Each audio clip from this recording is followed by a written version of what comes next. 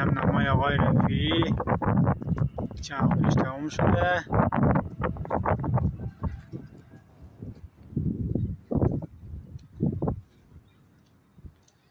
این هم جلو درش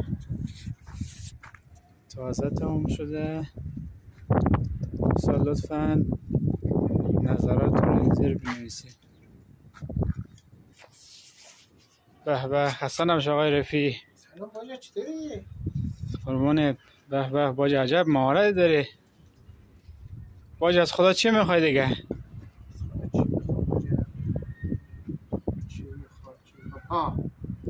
از خدا رو میخوام که همیشه توی کارهای بنایی همیشه حق کارگر ضایع میشه، حق کارگر خورده میشه. از خدا یک چیزی میخوام که ما یک چیزی به ما بده که ما بتونیم همیشه حقمون از صاحب کار بگیریم، از حق کارگر.